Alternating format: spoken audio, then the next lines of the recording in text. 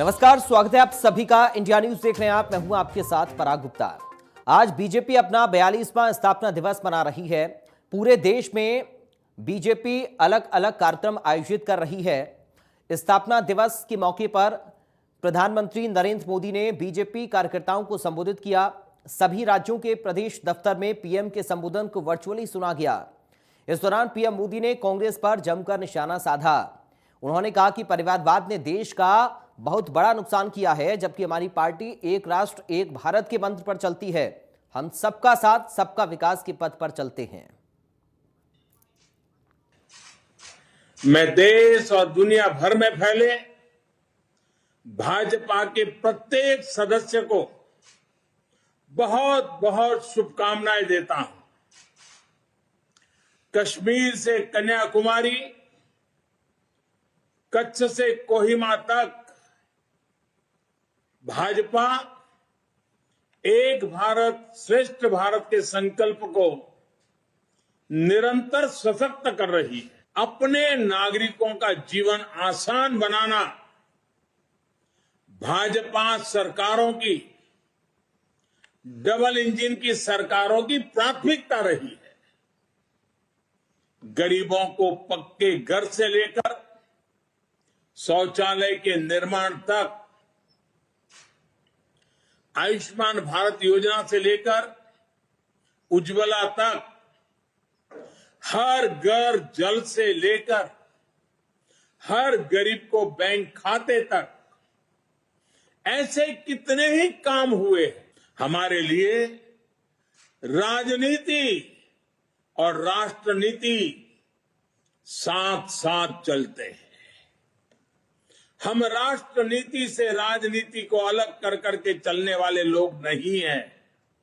लेकिन ये भी सच्चाई है कि अभी भी देश में दो तरह की राजनीति चल रही है। एक राजनीति है परिवार भक्ति की और दूसरी है राष्ट्र भक्ति की। बढ़ते आगे एक बड़ी खबर इस वक्त सामने आ रही है। बड़ी और अहम जानकारी इस वक्त आपको बता दें। इस वक्त की बड़ी खबर सुमेरपुर से है, जहां पर रोडवेज बस और ट्रक की टक्कर हुई है। हादसे में कई यात्री घायल हुए हैं। ये बड़ी जानकारी सुमेरपुर से इस वक्त मिल रही है। हादसा हुआ है, घायलों को सुमेरपुर अस्पताल में भर्ती करवाया गया है।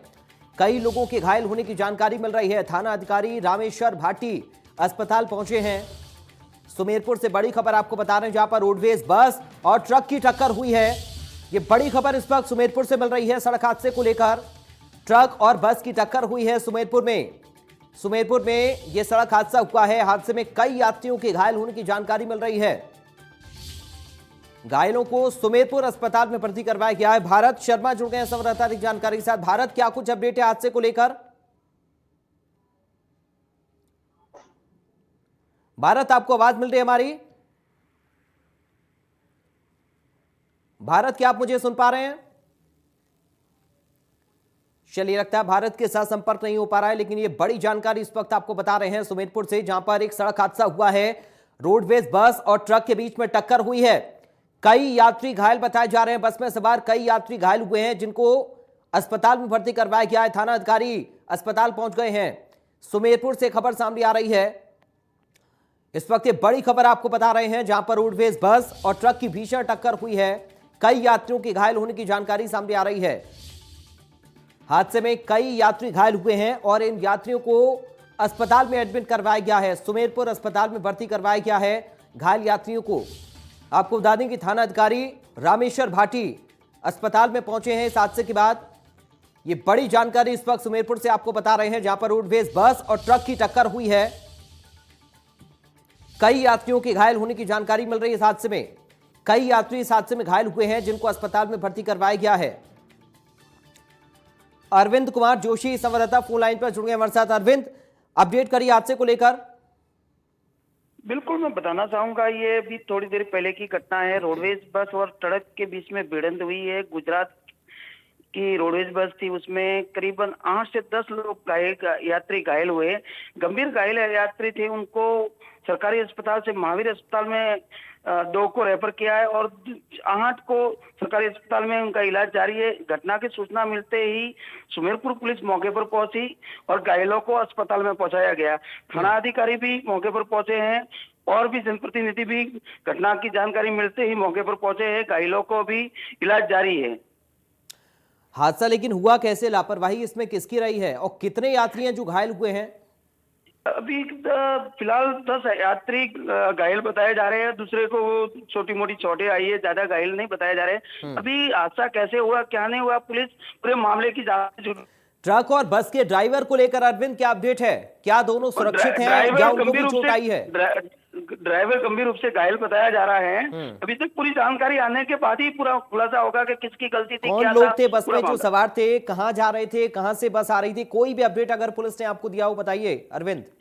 बिल्कुल, मैं बताना चाहूंगा, गुजरात की बस थी, गुजरात की तरफ जा रही थी, ट्रक सामने से जा रही थी और उनकी नेत्रा गांव के पुलिया के पास की घटना बताई जा रही है। अभी तक पूरा जानकारी आते ही आपको मैं आगे की अपडेट बताई जाएगी। चलिए, बहुत शुक्रिया आपका अरविंद, जानकारी और इस पूरी बातचीत के लिए।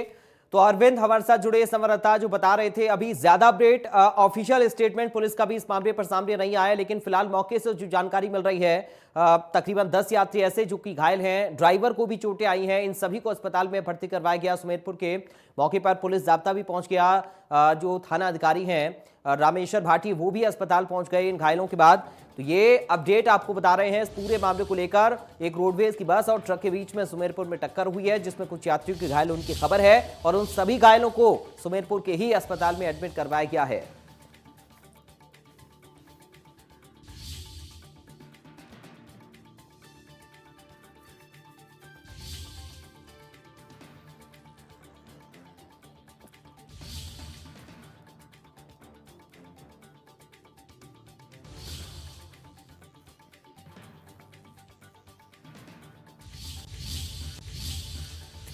और इस बीच एक और बड़ी खबर सामने आ रही है और इस बीच ये बड़ी खबर लूणकरणसर से आ रही है। लूणकरणसर से इस वक्त बड़ी खबर आपको बता दें, जहां पर नेशनल हाईवे 62 पर हादसा हुआ है।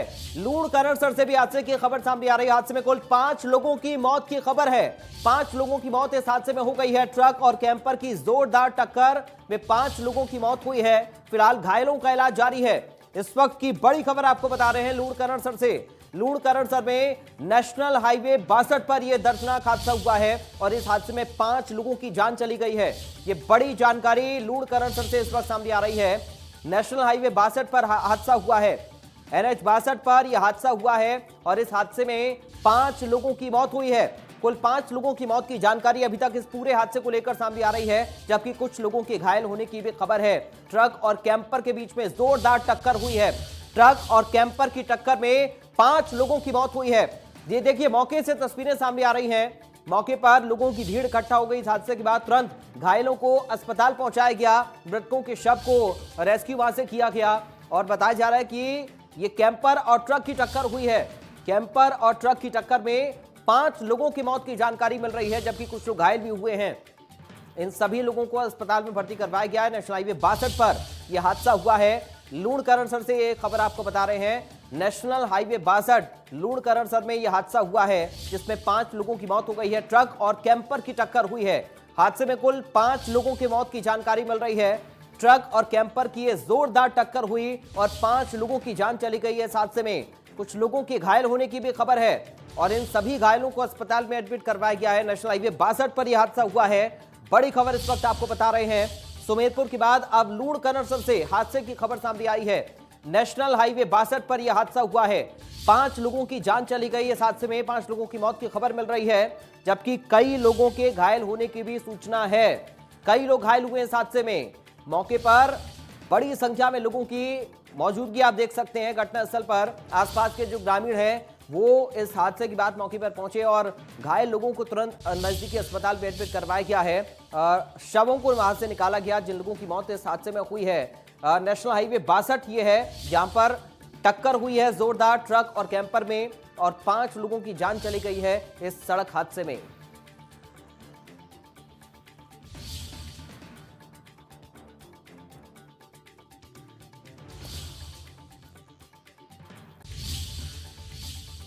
और इस बीच एक और बड़ी खबर सामने आ रही है और ये बड़ी खबर है तेल के बढ़ते दामों से जुड़ी हुई। ये बड़ी खबर इस वक्त आपको बता दें, कीमतें लगातार पेट्रोल डीजल की बढ़ रही हैं। पेट्रोल और डीजल के दामों में लगातार इजाफा हो रहा है। 5 दिन में पेट्रोल में 3 रुपए की बढ़ोतरी हुई है। ये 5 दिन का आंकड़ा आप समझिए, 5 दिन के अंदर 3 रुपए महंगा हो गया है पेट्रोल। कीमतें लगातार बढ़ती जा रही हैं। पेट्रोल और डीजल की कीमतें बढ़ने से आम आदमी की जेब पर इसका सीधा बोझ पड़ रहा है और 5 दिन में आंकड़ा है 3 रुपए का। 3 रुपए बढ़ गया है पेट्रोल का दाम। ये बड़ी खबर आपको बता रहे हैं, पेट्रोल डीजल की कीमतों से जुड़ी हुई ये बड़ी खबर इस वक्त सामने आ रही है। पेट्रोल डीजल की कीमत में लगातार इजाफा हो रहा है। श्रीगंगानगर में पेट्रोल 123 रुपए प्रति लीटर हो गया है। लोगों की जेब पर भारी असर इसका पड़ रहा है। सोचिए, श्रीगंगानगर में अगर आप हैं तो पेट्रोल की कीमत आपको 1 लीटर के लिए 123 रुपए चुकानी होगी, यानी कि 125 रुपए के पास ये पेट्रोल पहुंच गया है। 123 रुपए प्रति लीटर के हिसाब से श्रीगंगानगर में इस वक्त लोगों को पेट्रोल खरीदना पड़ रहा है अपने वाहनों को चलाने के लिए। भारी असर लोगों की जेब के ऊपर इस महंगाई का पड़ रहा है।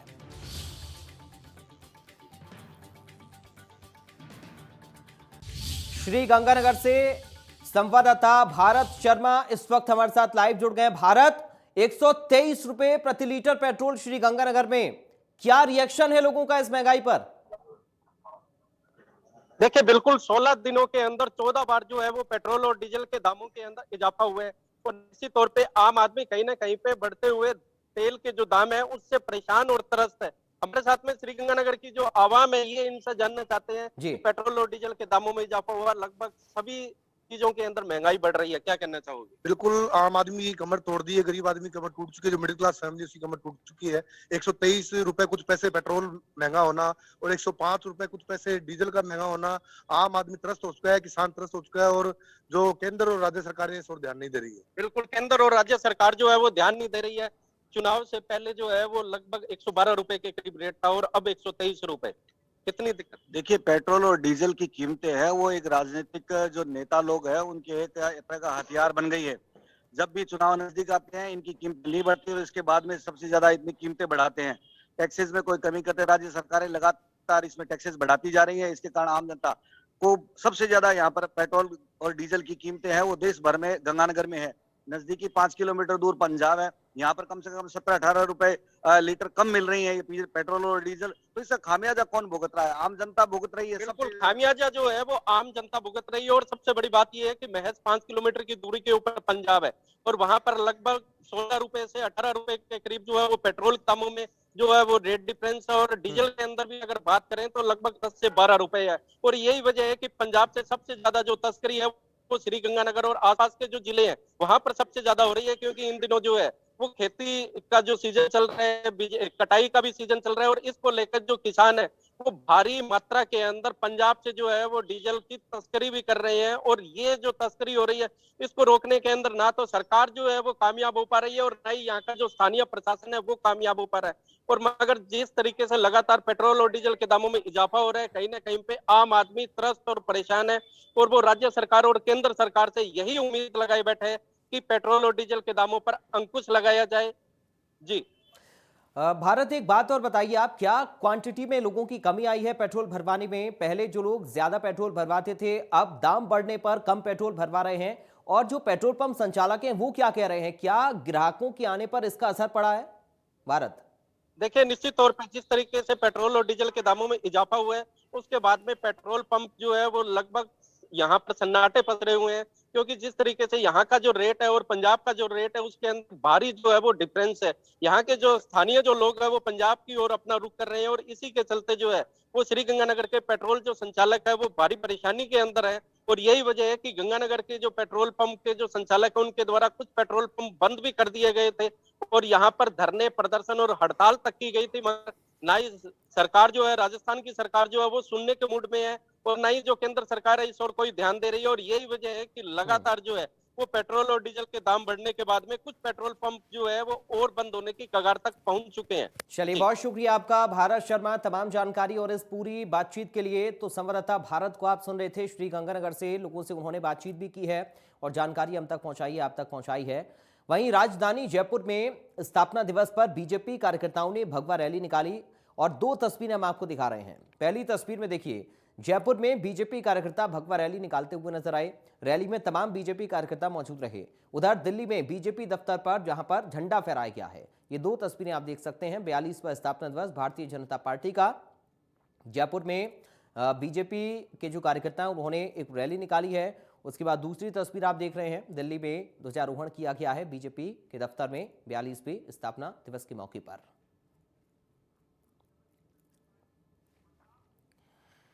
भारतीय जनता पार्टी का आज 42वां स्थापना दिवस बीजेपी नेताओं कार्यकर्ताओं की ओर से मनाया गया। प्रदेश बीजेपी कार्यालय में भी स्थापना दिवस धूमधाम से मनाया गया। इस दौरान बीजेपी प्रदेश अध्यक्ष सतीश पूनिया ने कांग्रेस पर जमकर निशाना साधा। पूनिया ने कहा कि कांग्रेस ने 70 साल में देश को तोड़ने का काम किया। नेहरू की सत्ता की भूख ने देश का विभाजन किया। साथ ही कहा कि नेहरू जी उस समय कांपते थे जब श्यामा प्रसाद मुखर्जी बोलते थे। मुखर्जी ने कश्मीर के लिए खुद को बलिदान किया। पार्टी को मजबूत करने में जनसंघ ने लंबा संघर्ष किया है। आज बीजेपी देश दुनिया की सबसे बड़ी पार्टी है। पूनिया ने कहा कि पन्ना प्रमुखों की नियुक्ति का अभियान शुरू होगा, जिसके चलते प्रदेश भर में पन्ना प्रमुख बनाए जाएंगे।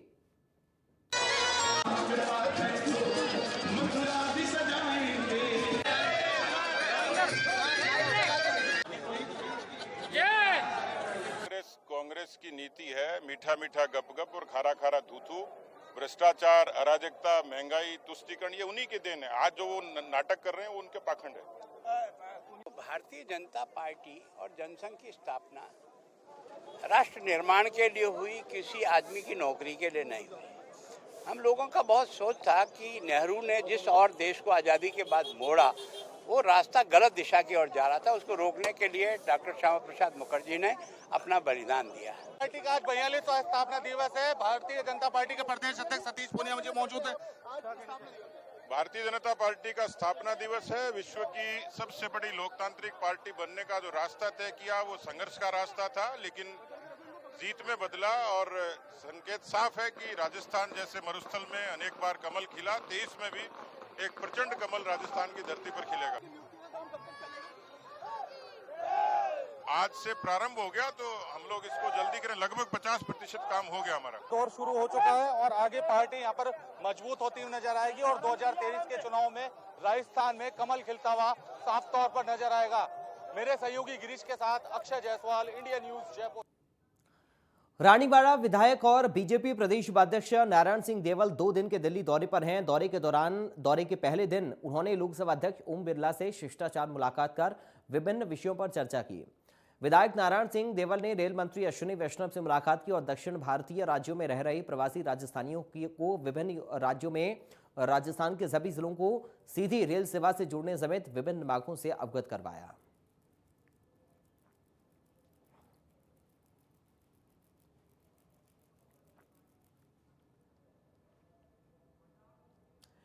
उधर आईएमएफ की रिपोर्ट में कहा गया है कि अगर भारत में कोविड के वक्त प्रधानमंत्री अन्न योजना नहीं चलाई गई होती तो लोग भुखमरी का शिकार हो जाते। और इस पर अर्जुन राम मेघवाल ने क्या कुछ कहा, सुनाते हैं आपको। मंत्री अर्जुन मेघवाल जी हमारे साथ में मौजूद हैं। मेघवाल साहब, आईएमएफ की एक रिपोर्ट आई है जिसमें कहा गया है कि अगर भारत में प्रधानमंत्री अन्न योजना नहीं चलाई गई होती कोविड काल में, तो भारत के करोड़ों लोग भूखमरी से मर गए होते। देखिए, कोई भूखा ना रहे, इस उद्देश्य को लेकर के प्रधानमंत्री जी ने प्रधानमंत्री गरीब कल्याण अन्न योजना प्रारंभ की और उसका एक्सटेंशन भी किया। और भारतीय जनता पार्टी के संसदीय दल ने जो पिछले मंगलवार की बैठक हुई थी उसमें आदरणीय प्रधानमंत्री जी का धन्यवाद भी ज्ञापित किया कि इतना बड़ा जो खाद्य सुरक्षा का कार्यक्रम आपने लिया, जिसके कारण हम सुरक्षित रह सके और कोई आदमी भूखा भी नहीं रहा। ये वाकई बहुत बड़ा कार्यक्रम था और हम प्रधानमंत्री जी को उसके लिए धन्यवाद भी दे रहे हैं। ये थे केंद्रीय मंत्री अर्जुन मेघवाल, जिनका कहना है कि प्रधानमंत्री का सभी बीजेपी सांसदों ने इस बात के लिए धन्यवाद भी किया। कोई भी भूखा न रहे देश में, ये लक्ष्य था प्रधानमंत्री का और इसमें वो सफल भी रहे। संजय। राज्यपाल कलराज मिश्रा वाराणसी पहुंचे। यहां पर उन्हें सर्किट हाउस में गार्ड ऑफ ऑनर दिया गया। उन्होंने प्रेस कॉन्फ्रेंस करते हुए गोरखपुर में घटी घटना को दुर्भाग्यपूर्ण बताया। उन्होंने कहा कि ऐसे व्यक्ति के खिलाफ कड़ी से कड़ी कार्रवाई होनी चाहिए। उन्होंने करौली में हुई हिंसा को भी निंदनीय बताया। साथ ही राजस्थान में पत्थरबाजी की घटना को पूर्व नियोजित घटना बताया।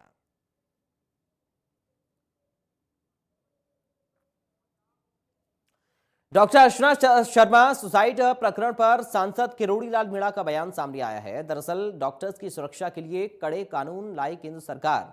सांसद किरोड़ी लाल मीणा ने राज्यसभा में मांग उठाई। लालसूट की दुर्भाग्यपूर्ण घटना से व्यथित हूं। उन्होंने कहा कि राजनीति में आने से पूर्व चूंकि किरोड़ी भी डॉक्टर रहे हैं, महुआ में जनता क्लिनिक चलाकर मुफ्त में उन्होंने सेवा दी है। कोविड काल में भी डॉक्टर के लिबास पहना था। कोविड मरीजों की देखभाल की जिम्मेदारी निभाई थी। हर मरीज की मौत को डॉक्टर नर्सिंग स्टाफ की लापरवाही से जोड़ देने के कारण देश के विभिन्न हिस्सों में मरीज के परिजनों द्वारा डॉक्टरों पर हमले करने का ग्राफ तेजी से बढ़ता जा रहा है। हाल ही में राजस्थान में एक महिला डॉक्टर ने दबाव के कारण खुदकुशी कर ली। सुप्रीम कोर्ट ने नवंबर 2021 के अपने फैसले में कहा था कि डॉक्टर सर्वोच्च क्षमता के साथ मरीज का इलाज करता है। किसी कारण से मरीज की मौत होती है तो उसके कारण डॉक्टर लापरवाही का दोषी नहीं माना जा सकता। सुप्रीम कोर्ट के 2021 के फैसले के अनुसार सर्जरी के दौरान मरीज की मृत्यु हो जाती है तो स्वाभाविक रूप से डॉक्टर की लापरवाही नहीं माना जा सकता। इसके लिए चिकित्सा साक्ष्य जरूरी है। सुप्रीम कोर्ट के 2022 के एक फैसले के अनुसार अदालतें फैसला देने से पूर्व डॉक्टर को अपना पक्ष सुनने का मौका दें। सुप्रीम कोर्ट द्वारा वर्ष 2021 में बॉम्बे अस्पताल के केस में कहा था कि मरीज की मौत के हर मामले को चिकित्सीय लापरवाही से नहीं जोड़ना चाहिए। करौली की घटना पर बीजेपी नेता रामलाल शर्मा का बयान सामने आया। उन्होंने कहा कि पार्टी की ओर से इस घटना की जानकारी लेने के लिए एक दल गठित किया गया है।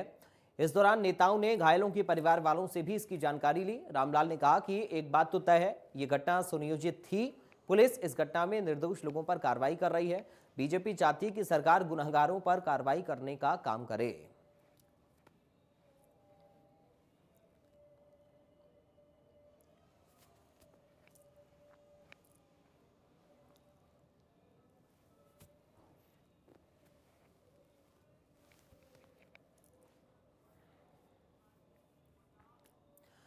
तो फिलहाल इन तमाम खबरों के साथ इस बुलेटिन से मुझे दीजिए इजाजत। आप देखते रहिए इंडिया न्यूज।